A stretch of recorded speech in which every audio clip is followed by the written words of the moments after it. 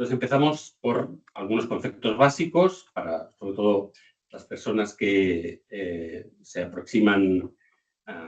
por primera vez a este tipo de conceptos o de manera, digamos, no profunda a esas cuestiones de la medición de los conceptos de movilidad absoluta y movilidad relativa.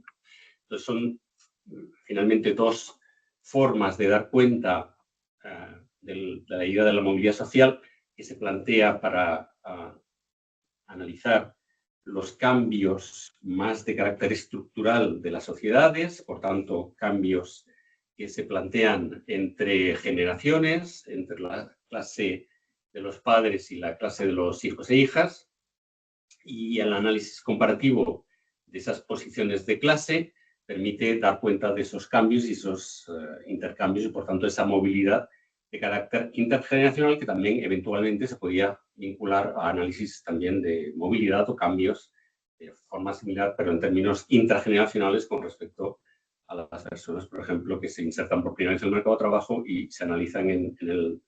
el momento actual respecto de esa primera inserción.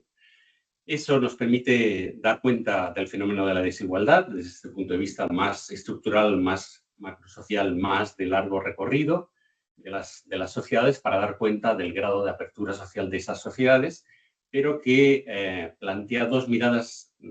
que son distintas. En el ámbito de la sociología, nosotros acostumbramos a utilizar la ocupación como variable fundamental para dar cuenta de esos procesos de movilidad, que complementamos también con el papel de la educación, pero que también se puede analizar en términos de movilidad educativa. Y en el ámbito más de la economía, pues se ha planteado sobre todo con la variable de ingresos, por tanto, un análisis de movilidad de ingresos. Nosotros nos vamos a centrar en movilidad intergeneracional en términos ocupacionales,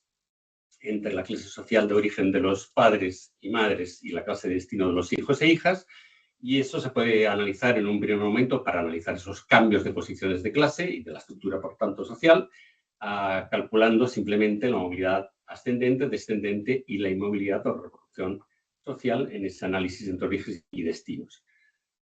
Los análisis realizados en estas condiciones generaron un debate en su momento para plasmar cómo la relación entre origen y destino variaba entre países, cuando se hacían análisis comparativos, o en el tiempo. Y esos análisis comparativos generaron un debate de hasta qué punto se estaban dando cambios reales hacia una menor desigualdad social